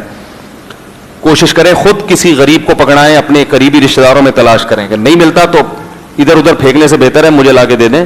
میں خود نہیں کھاؤں گا, اپنے لیے نہیں کہہ رہا, بہت ساری جگہیں. آپ اگر ان سے ملنا چاہو گے تو ان سے ملا بھی دوں گا آپ کو کہ بھائی کہاں دے رہے ہیں مولانا صاحب. مفتی صاحب صدقہ دینے کا صحیح جگہ, وہ مفتی صاحب میرے شوہر واش روم میں وضو کرتے ہیں, وہاں پر فلش ہے اور وہیں وہ وضو کر کے نماز پڑھتے ہیں. وضو کرنا تو جائز ہے, فلش لگا ہوا ہے وہاں پہ, لیکن وہاں پر نماز نہ پڑھیں, واش روم سے باہر آ جائیں وہ. پکڑے باہر لاؤ, ادھر آؤ, نماز یہاں پڑھو. ناف میں ہاتھ باندھنے کی کوئی حدیث ہے؟ نہ سینے پہ ہاتھ باندھنے کی کوئی صحیح حدیث ہے. ناف میں ہاتھ باندھنے کے بارے میں حضرت علی کا ایک اثر ہے, اب اس کے دلائل کیا ہیں پھر کسی اور وقت. سینے پہ ہاتھ باندھنے کی حدیث بھی درست نہیں ہے. وریشہ نام رکھنا کیوں صحیح نہیں ہے؟ وریشہ کوئی لفظ ہی نہیں بنتا, واو الگ ہے, ریشہ الگ ہے. اور واو کا معنی عربی میں اور بھائی صاحب ہے. اب یہ نام رکھ دو کسی کا, اینڈ کے ساتھ کچھ بھی لگا دو, یہ نام بنے گا؟ بدعتی کو سلام کرنے کی مانت, لیکن آج کل سب کو سلام دو, اچھی رکھو, سب سے دین کی طرف لے کر آؤ سب. چھوٹے بچے تھوڑی تھوڑی دیر بعد جو الٹی کرتے رہتے ہیں, یہ پاک ہے نہ پاک؟ پاک ہے. رمضان میں اللہ سے صدقات و خیرات نکالنے کی بہت فضیلت بیان کی گئی. اللہ نے ایک عام غریب آدمی وہ کیسے نیکیاں کمائے صدقات اور خیرات نکالنے والی, تاکہ اس کو بھی, یہ تو بڑا اچھا سوال کیا بھائی, غریب آدمی رمضان میں صدقہ کیسا کرے, کیسے کرے؟ تو حدیث میں اس کا طریقہ ہے. آپ صلی اللہ علیہ وسلم نے فرمایا اتقوا النار ولو بشق تمرہ, جہنم کی آگ سے بچو کھجور کے آدھے ٹکڑے کے ذریعے ہی کیوں نہ ہو. غریب آدمی کو چاہیے کہ وہ آدھا کھجور کاٹ کر کسی غریب کو بولو بھائی صدقہ کر دے. تو آدھا کھجور تو دے سکتے ہیں نا, اور اگر کوئی اتنا غریب ہے کہ آدھا بھی نہیں دے سکتا, وہ بڑا دلچسپ واقعہ ہے صحابی کا, سنا دوں, ٹائم ہے. وہ ایک صحابی سے رمضان میں زوجہ سے ہم بستری ہو گئی, رمضان کی راتوں میں. اس وقت رات میں بھی زوجہ کے قریب جانے پر پابندی. نبی کے پاس ہے, یا رسول اللہ یہ ہو گیا. آپ نے فرمایا 60 روزے لگاتار. فرمایا طاقت نہیں ہے. فرمایا پھر 60 غریبوں کو 2 ٹائم کا کھانا کھلاؤ. انہوں نے کہا یا رسول اللہ پیسے پیسے نہیں. اب مسئلہ یہ ہے کہ بھائی جب قوت آ جائے تو روزے رکھ لینا, شرعی مسئلہ تو یہی ہے. اور اگر روزے رکھنے کی طاقت اب کبھی بھی نہ آئے, ایسا بڑھاپا آ جاتا ہے نا بعض دفعہ, تو پھر یہ کہ جب اللہ پیسے دے تو 60 غریبوں کو. تو نبی صلی اللہ علیہ وسلم نے یہ سوچ کر کہ اب ان کو بالکل ایسے چھوڑ دوں, تھوڑی بہت سزا ملنی چاہیے, تو آپ صلی اللہ علیہ وسلم نے ان سے فرمایا کہ صحابہ سے فرمایا چلو ان کے لیے کچھ جمع کرو, ان کو دو تاکہ یہ کسی غریب کو صدقہ کر دیں. تو صحابہ نے کچھ چندہ کیا, کچھ چیزیں جمع کر کے ان کو دیں, بھائی کسی غریب کو صدقہ کر دو. تو انہوں نے عرض کیا یا رسول اللہ اپنے سے زیادہ غریب کو صدقہ کروں, یعنی مدینہ میں مجھ سے زیادہ غریب کوئی بھی نہیں. آپ نے فرمایا مسکرائے آپ, فرمایا جاؤ کھاؤ. ٹھیک ہے, کیا کرو, کھاؤ. تو اصل تو یہ ہے کہ آدھا کھجور آپ کسی کو کیا کر دیں, صدقہ کر دیں. اس سے بھی اللہ جہنم کی آگ انشاءاللہ ٹھنڈی, جتنا اللہ کا غضب صدقے سے ٹھنڈا ہوتا ہے کسی اور چیز سے ٹھنڈا نہیں. لیکن توبہ بھی کی جائے, گناہ سے توبہ بھی کرو, اور ساتھ میں اللہ کے غضب کو ٹھنڈا کرنے کے لیے صدقہ بھی دو. تو آدھا کھجور دینے میں کیا جا رہا ہے بھائی. اور اگر وہ بھی نہیں ہے بھائی کسی کے پاس تو کوئی بات نہیں, آدھے کو بھی آدھا کر دے. وہ بھی نہیں ہو سکتا, مثلا ملا ہی بیچارے کو 24 گھنٹے کے بعد آدھا کھجور ہے کہیں سے, اس کو پتا ہے یہ بھی صدقہ کر دوں گا میں تو مر جاؤں گا. اتنے غریب مارکیٹ میں ہوتے نہیں ہیں آج کل. کوئی ایسا غریب ہو تو مجھ سے ملے, میں ذرا لیبارٹری ٹیسٹ کرواؤں گا اس کا. وہ ملنے کے اسٹائل سے پتہ چل جاتا ہے, اتنا نہیں ہے کیونکہ ایسے ایسے چلتا ہوا آ رہا ہوتا ہے. اس کا مطلب ہے اس نے پیٹ بھر کے پکوڑے کھائے ہیں افطاری میں تسلی کے ساتھ. رمضان میں اللہ نہیں ہو گیا میرے بھائی. مفتی صاحب کیا ایسی کوئی حدیث ہے کہ حضور نے اپنی زوجہ حضرت عائشہ کو کسی نام سے پکارا ہو؟ ہاں, حضرت عائشہ کو عائش کہہ کے پکارا ہے آپ نے. عائش میں منادہ مرخم کہتے ہیں, آخری کو حذف کر دینا, یہ بھی ایک محبت سے شارٹ فارم ہو جاتی ہے نا بعض دفعہ. تو یا عائشہ کو کیا کہا آپ نے, یا عائش. اور کیا ہم اپنی زوجہ کو پیار سے کسی نام سے پکار سکتے ہیں؟ بھائی جو اچھا لگے اس کو پکار لو, صرف پکارنا ہی اگر ہے. قرآن میں فل 5 ہیں, یہ کیا لکھا ہوا ہے, کل 5 ہیں. اردو کا بیڑا غرق کر رہے ہیں لوگ یار. کل 5 ہے تو لوگ 4 کیوں پڑھتے ہیں اور کیوں بولتے ہیں 4 کل پڑھ لو. وہ اصل میں فضیلت ان 4 کی قلوں کی ہے.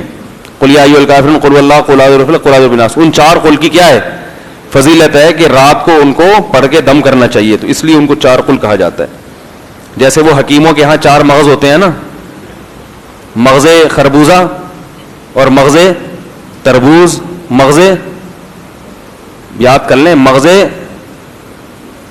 4 مغز ہوتے ہیں, بڑے زبردست ہوتے ہیں, وہ کھایا کریں. یہ حکیموں کو معمولی نہ سمجھا کرو آپ لوگ, یہ بتا دوں میں, آج کل لوگوں نے حکیموں کو بیوقوف سمجھنا شروع کر دیا اور حکیموں کے پاس جانا چھوڑ دیا ہے. پورا ایلوپیتھی کی طرف توجہ ہے.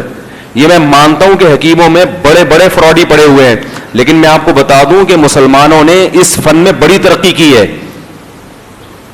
اور اس میں بہت سی بیماریوں کے ایسے علاج ہیں اور ایسے دیسی ٹوٹکے ہیں کہ اس کے سائیڈ افیکٹ بھی نہیں ہیں, اور بڑی بڑی بیماریاں آپ کی بغیر کسی سائیڈ افیکٹ کے ختم ہو جاتی ہیں. لیکن حکیم ٹائٹ ہونا چاہیے, اور حکیم اچھا وہ ہوتا ہے جو چھوڑو نہ ہو.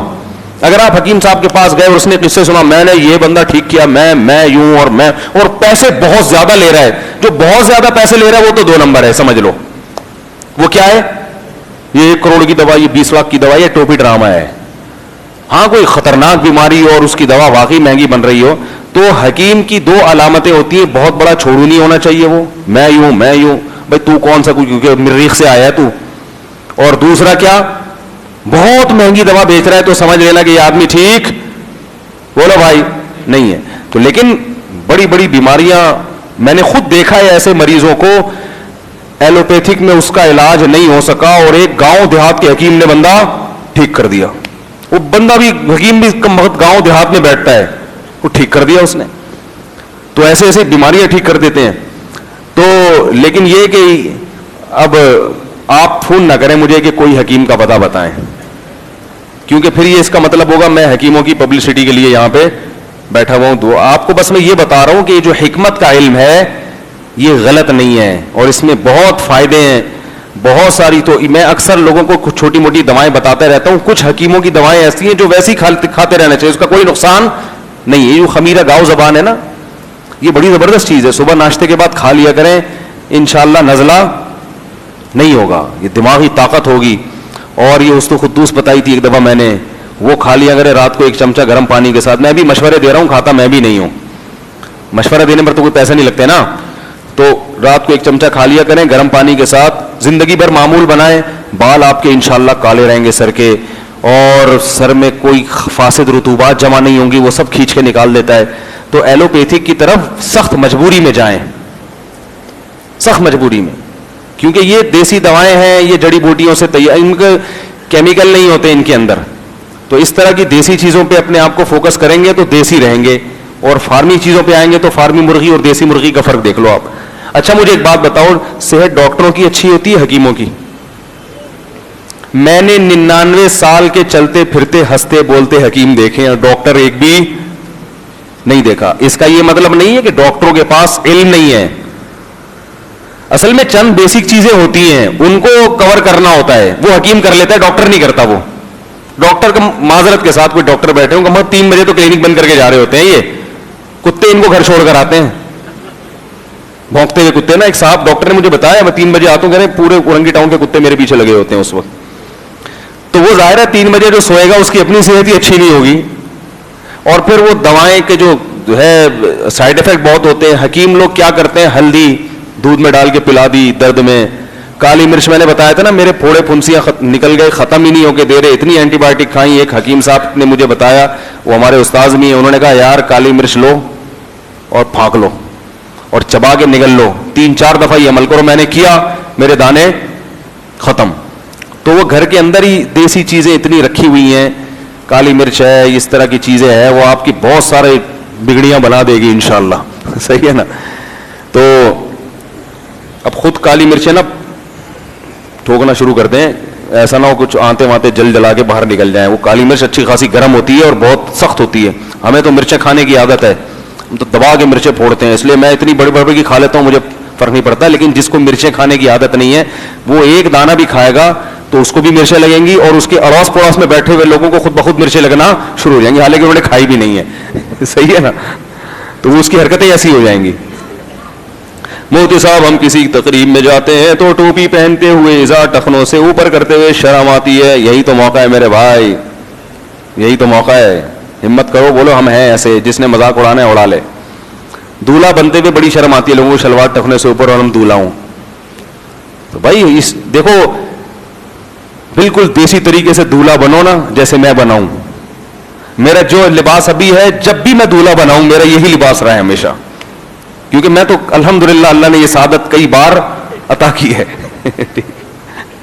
تو میری شلوار بھی ٹخنے سے اوپر, یہی سفید کرتا شلوار اور یہی پگڑی. اس کا فائدہ یہ ہوا کہ کئی بار اللہ نے اس سعادت سے نوازا. اور جو زیادہ ٹشن بازیوں میں لگے رہتے ہیں وہ صرف ایک دفعہ بن پاتے ہیں, کیونکہ وہ ہر چیز میں لوگوں کی پرواہ کرتے ہیں نا.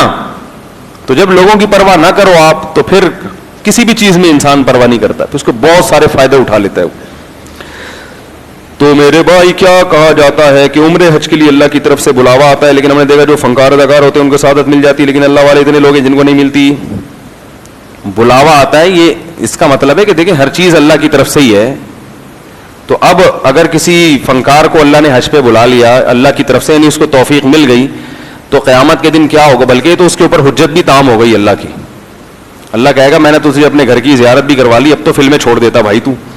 تو یہ ممکن ہے کہ یہ قیامت کے دن اس کے لیے ایک اللہ کی طرف سے حجت تام ہو جائے. اور یہ بھی ممکن ہے کہ چلو ایک بڑا گناہ اس سے ہوا تو ایک نیکی بھی ہو گئی, تو شاید کچھ قیامت کے دن کیا ہو جائے, بیلنس ہو جائے. تو بس جس کو توفیق مل رہی ہے شکر ادا کرے, جس کو نہیں مل رہی وہ اللہ سے توفیق مانگے.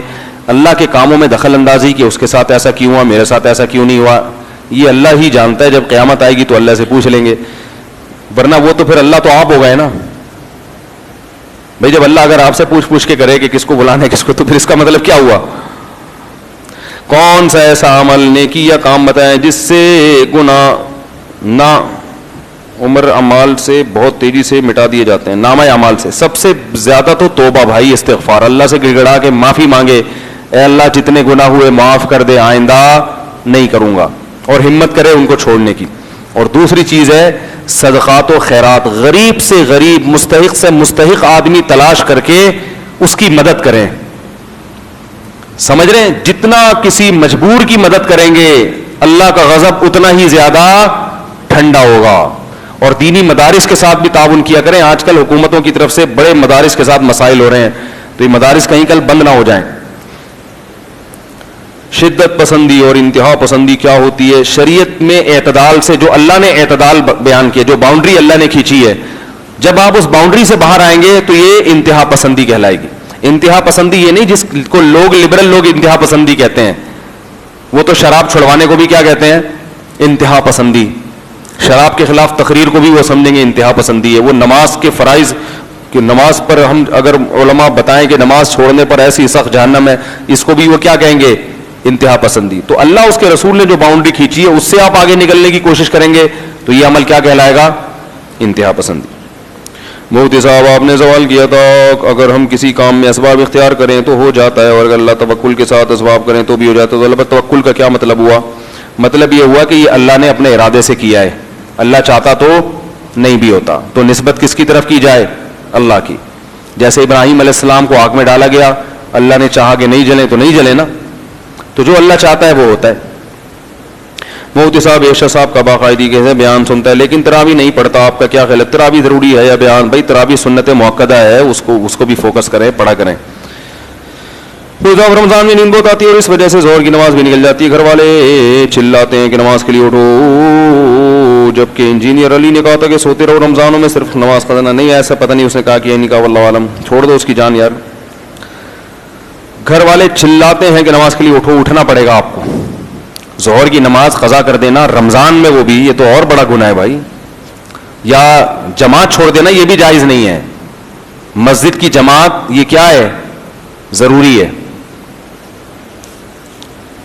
فحش فلموں سے بچنے کا طریقہ, آج میں نے جمعے کے بیان میں یہ طریقہ بیان کیا ہے. جن لوگوں کو ان برائیوں کی عادت پڑ چکی ہے وہ اس برائی سے کیسے بچنے کی کوشش کریں, وہ سن لیں آپ بیان. ایک عورت کا مکان ہے, کہتی ہے میرے اوپر زکوٰۃ نہیں لگتی, اور اس نے بھائی سے 1 لاکھ کرایہ لیا ہے. بھائی کہتا ہے میرا 1 لاکھ دو, میں زکوٰۃ لے کر ادا کر سکتی ہوں. پتہ نہیں کیا مسئلہ ہے کہ سمجھ میں نہیں آیا. ایک عورت کا مکان ہے, کہتی ہے میرے اوپر زکوٰۃ نہیں لگتی. جب اس کے اوپر زکوٰۃ نہیں لگتی تو آپ اس کو زکوٰۃ دے کے کیسے ادا کر سکتے ہیں بھائی؟ حضرت آپ سے پوچھنا ہے کہ اگر میری اہلیہ زبان درازی پر اور غلطی کو تسلیم نہ کرتی ہو اور زبان درازی میں میرے والدین کو بھی معاف نہ کرے حتیٰ کہ والدہ پر ہاتھ اٹھائے اور ان کو گالیاں دے، صورت میں اس کو مارنا جائز ہے یا نہیں؟ اگر والدہ پہ ہاتھ اٹھائے پھر تو ٹھکائی لگا سکتے ہیں آپ، یہ تو زیادہ ہو گئی نا. اگر والدہ اور بیگم آپس میں اتفاق نہ ہو تو کیا کریں؟ کچھ بھی نہیں کریں، صبر کریں اور کیا کریں. کبھی کہیں ایسا کائنات میں ہوا والدہ اور بیگم میں اتفاق ہوا؟ کبھی کہیں کہیں ہو جاتا ہے، اکثر تو نہیں ہوتا. بس صبر کریں، چلائیں. مفتی صاحب ذرائع نہیں ہے شادی کے تو گھر والے منع کرتے ہیں شادی کرنے سے. مفتی صاحب شادی کرنے کے لیے کوئی روزگار نہ ہو تو کیا کریں اور ابا بھی ذمہ داری نہیں اٹھاتے؟ ایک صاحب میرے پاس آئے، کہنے لگے، وہ آپ ناراض نہیں ہونا بھائی جو ان کا واقعہ ہے، وہ ان کو کسی کو کیا پتہ چلے کس کا واقعہ ہے یہ. وہ کہنے لگے یار وہ مفتی صاحب یہ بندہ جو ہے نا یہ گھر سے باہر نکلنا چاہتا ہے. میں نے کہا کیوں؟ کہہ رہا ہے اس کی سمجھ میں ابا نہیں آ رہے، اس کی سمجھ میں ابا نہیں آ رہے. تو میں نے آج ان سے پوچھا ابا آ گئے؟ انہوں نے کہا ابا نے ان کو ایک انجیکشن لگایا جس کی وجہ سے اب ان کو ابا سمجھ میں آنا شروع ہو گئے. تو میں نے کہا عجیب دور ہو گیا کہ یار پہلے تو باپ کہتا تھا کہ میری سمجھ میں بچہ، مجھے بیٹا سمجھ میں نہیں آ رہا. اب بچوں کو، یہ قیامت کی علامت ہے یا نہیں؟ بچوں کو ابا سمجھ میں نہیں آ رہے. یعنی بچے چاہ رہے ہیں ابا کس کے حساب سے چلیں؟ ہمارے حساب سے چلیں. تو بھائی شادی سے منع کرتے ہیں، آپ کر لیں. باقی وسائل نہیں ہے تو آپ کو کوئی رشتہ ہی نہیں دے گا تو کیسے کریں گے؟ اگر رشتہ مل رہا ہے تو آپ کریں، رشتہ نہیں مل رہا تو بھائی شادی صرف آپ کے کہنے سے نہیں ہو جاتی. لڑکی والے وسائل دیکھتے ہیں اور ان کا حق بھی بنتا ہے کہ وہ وسائل دیکھیں. تو ہم آپ کو ترغیب دیتے ہیں آپ ٹرائی کرتے رہیں، لڑکی والوں کو ترغیب دیتے ہیں کہ آپ جلد بازی نہ کریں، بندے کو دیکھ کے دیں. تو دونوں اپنا کام اور اپنی ذمہ داری پوری کریں. سمجھ رہے ہیں؟ پھر قرآن نے کہا ہے کہ جن کو رشتہ نہیں مل رہا، استطاعت نہیں ہے، تو ایک دوسرا آپشن بیان کیا کہ وہ عفت اور پاک دامنی سے زندگی گزاریں، برائیوں میں پڑنے کی کوشش نہ کریں. ان قریب اللہ ان کے لیے انتظام کر دے گا. مفتی صاحب یونیورسٹیوں میں لڑکیوں میں پڑھتے ہیں تو رغبت پیدا ہوتی ہے تو ابا کو شادی کا بولو تو منع کرتے ہیں، دوستی لگانے سے بھی منع کرتے ہیں. ابا سے شادی کی اجازت لینا ضروری نہیں ہے، یہ بہت اچھی طرح سمجھ لو. ابا کو صرف یہ حق حاصل ہے کہ وہ بولے بیٹا تو شادی تو کر رہا ہے لیکن میری مرضی سے کر لے تو مجھے زیادہ خوشی ہوگی. تو بیٹے کو بھی چاہیے کہ جہاں ابا کہہ رہے ہیں وہاں کر لے، یہ زیادہ اچھی بات. لیکن ابا یہ کہیں کہ تو نے ابھی شادی کرنی ہی نہیں ہے اور آپ کہو کہ میں اپنے خرچے پہ کر رہا ہوں تو ابا کو پھر روکنے کا حق نہیں ہے. کل ایک صاحب آئے، انہوں نے کہا کہ میری والدہ کہتی ہے اگر تو نے شادی کی تو میں خودکشی کر لوں گی، میں یہ کر لوں گی، میں وہ کر لوں گی. میں نے کہا آپ شادی کر لو، ماں کو آپ سے شادی سے روکنے کا حق بالکل بھی نہیں ہے. یہ میں اس لیے بتا رہا ہوں کہ والدین کی بھی ایک کیا ہے باؤنڈری. اور وہ لڑکا گناہوں میں، مجھے پتا ہے وہ جا رہا ہے گناہوں میں، زنا کی طرف جا رہا ہے. میں نے کہا آپ کی والدہ نے آپ کو شادی سے روکا اور آپ سے اگر گناہ ہو گیا نا تو قیامت کے دن یہ عذر نہیں چلے گا اللہ کے سامنے کہ میری امی نے منع کیا تھا. اللہ کہے گا جب میں خدا ہوں، ماں کی نعمت کس نے دی ہے؟ اللہ نے دی ہے نا. تو آپ کی ماں کو بھی اللہ نے پیدا کیا، آپ کو بھی اللہ نے پیدا کیا. یہی تو شرک ہے کہ اللہ کے مقابلے میں کوئی نہیں ہے بھائی. یہ والدین کو بھی سمجھ لینا چاہیے کہ ہمارا بہت بڑا حق ہے مگر اللہ سے کم ہے. تو نکاح کے معاملے میں اس میں تو والدین کی اطاعت کی جائے گی کہ کہاں کرنی ہے شادی. اس میں تو ہم مشورہ یہی دیتے ہیں، آپ کی میں کم عقل ہے، ماں باپ زیادہ اچھا جانتے ہیں، ان کو فالو کرو. لیکن کرنی ہی نہیں ہے یہ والدین کو رائٹ نہیں ہے. آپ اگر اپنے خرچے ابا سے پیسے مانگ رہے ہو تو حق ہے اس کو روکنے کا. بیٹا میرے ذمہ تھا تمہیں پال پوس کے جوان کر دینا، کھلا دینا، تمہاری شادی کا خرچہ میرے ذمہ نہیں ہے، یہ کہہ سکتا ہے ابا. لیکن بیٹا اپنی تنخواہ پہ کر رہا ہے، پھر باپ کو بھی روکنے کا حق نہیں، ماں کو بھی نہیں، بھائی کو بھی نہیں، بہن کو بھی نہیں، پڑوسیوں کو بھی نہیں، امام صاحب کو بھی نہیں، کسی کو بھی نہیں ہے. بلکہ ترغیب ہے شریعت کی کہ کر لو. تو میں ایسے نوجوانوں کو کہتا ہوں کہ اس سے پہلے کہ زنا میں پڑھو، برائی میں پڑھو، گناہوں میں پڑھو، کر لو. ابا اماں کو سمجھاؤ، مناؤ، مان جائیں ٹھیک ہے، نہیں تو کر کے بتا دو ابا ہو گئی ہے، آپ میرے ابی ابا ہیں، میں آپ کے ساتھ اچھی طرح سے بات کروں گا، بہو کو گھر میں رکھ لیں ٹھیک ہے، نہیں تیار ہوتے میں الگ گھر لے کے رکھ رہا ہوں. یہ کرنا پڑے گا آپ کو. سمجھ رہے ہیں؟ اتنا کانفیڈینس پیدا کرنا پڑے گا. کچھ نہیں ہوتا، کوئی طوفان نہیں آ جاتا. آپ نکاح کرو، میں پوری ذمہ داری کے ساتھ کہہ رہا ہوں آپ کو. اس کا ذمہ دار کون ہے قیامت کے دن کا؟ کہ میں ذمہ دار ہوں انشاءاللہ. اور ہمت کر کے کرو. یہ ماں باپ نہیں کرنے دیں گے بھائی. ماں باپ کو آخرت کا خوف نہیں ہے, وہ نہیں جانتے شریعت. وہ یہی ہے, بڑی والی بیٹھی ہوئی ہے تو بڑا بھائی بیٹھا ہوا ہے تو 3 بھائی اوپر بیٹھے ہیں, ان کو کس نے کہا بیٹھنے کو؟ بھائی وہ کھڑے ہو جائیں. ابھی تیرے 3 بڑے بھائی بیٹھے ہوئے, تجھے شرم نہیں آتی؟ ان سے بولو اماں مجھے اکیلے گھومتے ہوئے شرم آتی ہے, اور مجھے جو ہے نا یونیورسٹیوں کا ماحول کیسا ماحول ہے, کیا حالات ہیں, اس میں اپنے آپ کو گناہوں میں دھکیل رہے ہو. ایک دفعہ زنا میں پڑ گئے پھر اس دلدل سے نکلتا نہیں ہے انسان. ماں باپ کو تو پتہ ہی نہیں ہے, وہ تو ہمیں پتہ ہے والدین کی اولادوں کے حالات کیا چل رہے ہیں. اگر ان کے ماں باپ کو بتا دے وہ تو ٹینشن سے مر جائیں کہ ہمارے بچوں کی حرکتیں کیا ہیں. تو ان کو پتہ ہی نہیں ہے, پرانے ہو گئے بیچارے, اللہ ان کو اور عمریں لمبی عطا فرمائے. وہ اپنے زمانے کے لحاظ سے دیکھ رہے ہیں کہ وہ جب ہمارے ہم کو تو ابا پہلے کیا ہوتا تھا, ابا بیٹے سے کہتے تھے بیٹا شادی کر لو, بیٹا 6 مہینے تک شرماتا رہتا تھا. وہ ابا اپنے حساب سے نا وہ یہ سمجھ رہے ہیں کہ جیسے میرے ابا نے مجھے شادی کا کہا تھا تو مجھے ایک دم شوق لگا تھا, یہ کیا ہو گیا, اور پھر وہ شرماتا رہا تھا میں 6 مہینے. اب ایڈوانس ہو گیا حساب کتاب, ٹھیک ہے, اب وہ دور نہیں ہے. ویسے بھی شریعت کی ترغیب ہے, جب اللہ اس کے رسول نے ترغیب دے دی تو ختم. تو وہ اب نہیں, اپنے آپ کو گناہوں میں مت دھکیلو, برائیوں میں مت پڑو. ایک دفعہ پڑ گئے بڑی مصیبت ہے. اس دلدل سے چرس اور ہیروئن کا نشہ اسے چھوڑنا آسان ہے, لیکن کسی کو یہ ان حرام کاریوں کا نشہ لگ جائے نا, اس دلدل سے نکلنا ناممکن نہیں ہے لیکن مشکل بہت ہے. تو اس لیے اپنے آپ کو بچاؤ اور ہمت کرو, ہمت. وہ یونیورسٹی ہو گیا, اور لڑکیوں کو دیکھا نہیں کرو یونیورسٹی میں جا کے پڑھنے کے لیے, تمہارے باپ نے تمہیں وہاں بھیجا ہے, لڑکیاں دیکھنے کے لیے بھیجا. وہاں نظر نیچی کر کے پڑھا کرو اور پتلی گلی سے نکل آؤ. دیکھنے میں سوائے ٹینشن کے کچھ بھی حاصل. گناہ میں پڑ گئے تو ایک عذاب ساری زندگی کا, اور نہیں پڑے تو ویسے ہی دماغ کیا ہوگا, خراب. تو بہتر نہیں ہے کہ جاؤ تمیز سے منہ نیچے کر کے, اور دل میں یہ جذبہ رکھو, منہ نیچے کر کے نہ پڑھتے رہو بس وہاں بیٹھ. دل میں جذبہ رکھو کہ یار یہ سارے لڑکے تو جھانکا تاکی میں لگے ہوئے ہیں, یہ کیا ہے. تو اپنے نفس کو تسلی دو کہ بیٹا اپنے پاؤں پہ کھڑا ہو جاؤں, انشاءاللہ 4 کروں گا میں. کیا کروں گا میں؟ دیکھتا ہوں, کسی کی نہیں سنوں گا. ابے ان لوگوں نے مجھے روک دیا اور اب جو ہے نا سارے دنیا کے مزے یہ لوگ اڑا رہے ہیں, میں اپنے آپ کو باؤنڈ کر کے مفتی صاحب کا بیان سن کے بس ادھر اپنے ٹیچر کو میں نے فوکس کیا ہوا ہے. تو کوئی بات نہیں, مفتی صاحب کی آدھی بات نہیں, میں پوری بات لوں گا. ایک اور یہ حقیقت ہے, ایک نوجوان نے مجھے بتایا, اس کے لیڈیز کا کپڑے کا کاروبار تھا, کہہ رہے دن رات لڑکیاں آتی تھی, اتنی بد نظری. تو کہہ رہے آپ کا بیان سنا کہ بھائی شادیاں کرو, تو کہہ رہے اس کے بعد سے بد نظری الحمدللہ چھوٹ گئی. میں نے کہا کوئی بات نہیں, خود کہنے لگا, کہہ رہے میں نے کہا اب میں دیکھوں گا نہیں, اب میں کیا کروں گا, جو پسند آئے گی نکاح کروں گا. اس نے کی شادی. ایک وہیں آ گئی کوئی لڑکی, اس نے کوئی ڈیٹ ویٹ مارنے کی کوشش کی, اس نے کہا بھائی ہم ڈیٹ والے لوگ نہیں ہیں. لڑکا بڑا ہینڈسم تھا, اسمارٹ تھا, کہہ رہا بھائی ہم غلط آدمی نہیں ہیں, ادھر مفتی صاحب کے بیان سنتے ہیں, ہم نے لڑکیاں دیکھنا چھوڑ دی ہیں, آپ کا کیا مسئلہ؟ انہوں نے کہا نمبر دے دیں. اس نے کہا شادی کرنی ہے تو بات کرو ورنہ نہیں, میں چواٹ لگے گا, نکلو یہاں سے. اس نے کہا شادی, وہ تو خوشی سے پاگل ہو گئی, شادی بھی ہو جاتی, لڑکے تو چسکے لیتے ہیں نا لڑکیوں سے. اس نے کہا ہاں بھائی اگر ہے تو وہ پیغام بھیجا, ماشاءاللہ آج ان کے بچے ہیں, ورنہ یہی ہوگا دل کے ارماں آنسو میں بہہ گئے, ان کے بچے ہم کو ماموں کہہ گئے. کیا خیال ہے؟ یہی ہوتا رہے گا. تو عدل بھی کرو, برابری بھی کرو, لیکن بد نظری مت کرو میرے بھائی. یونیورسٹیوں میں دوستیاں مت لگاؤ. دیکھو اللہ کی جہنم چھوٹی نہیں ہے. اکثریت کو مت دیکھو کہ یار لڑکے دوستیاں لگا رہے ہیں, زنا بھی کر رہے ہیں, یہ بھی ہو رہا ہے, وہ بھی ہو رہا ہے. قرآن نے بتا دیا. لوگ اکثریت کو دیکھ کے نا متاثر ہوتے ہیں, یار اتنے سارے لوگ غلط کر رہے ہیں تو میں نے کر لیا تو کیا ہو گیا. قرآن میں جگہ جگہ اللہ نے بتایا کہ میری جہنم چھوٹی نہیں ہے. لَأَمْلَأَنَّ جَهَنَّمَ مِنَ الْجِنَّةِ وَالنَّاسِ أَجْمَعِينَ. اللہ فرماتے ہیں تسلی رکھو, میں جہنم کو انسان اور جنات سے بھروں گا. اس میں کم جگہ نہیں ہے.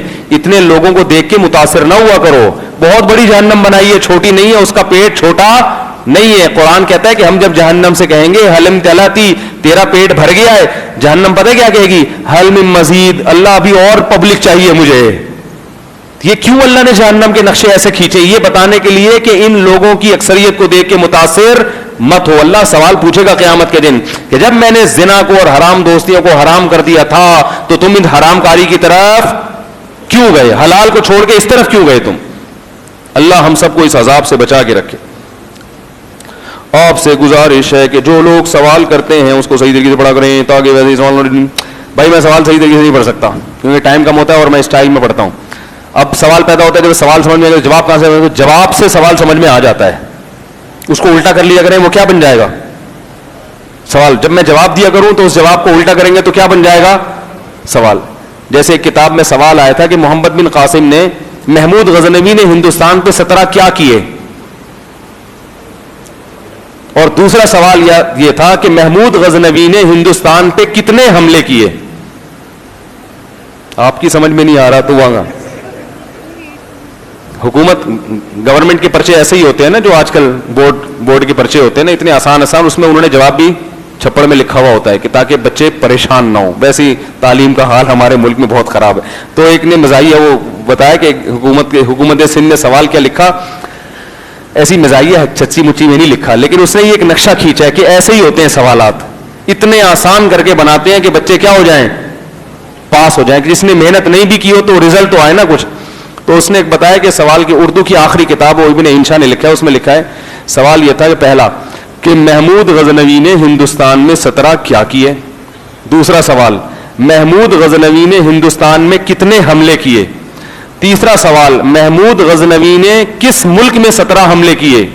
چوتھا سوال کس نے ہندوستان میں 17 حملے کیے.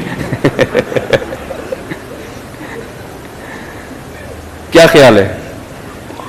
تو ہم بھی جواب تمیز سے پڑھ لیتے ہیں تاکہ آپ اس میں سے سوال گھر جا کے آرام سے نکال سکیں. وقت تھوڑا ہوتا ہے نا, اس لیے اپنی پرچیوں کے پورے انبار لگے ہوئے ہوتے ہیں.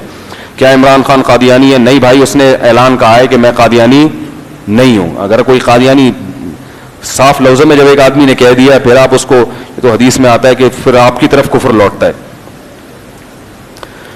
کیا عیدی چیپا شوکت خانم وغیرہ جیسے ٹرسٹ کو زکوٰۃ دینا کیسا ہے؟ بھائی اپنی ذمہ داری پہ کوئی دے, ہم سے پوچھ کے نہیں دے. جس کو اعتماد ہے وہ دے, جس کو اعتماد نہیں ہے وہ نہ دے. سبحانک اللہم و بحمدک نشہد ان لا الہ الا انت نستغفرک و نتوب الیک.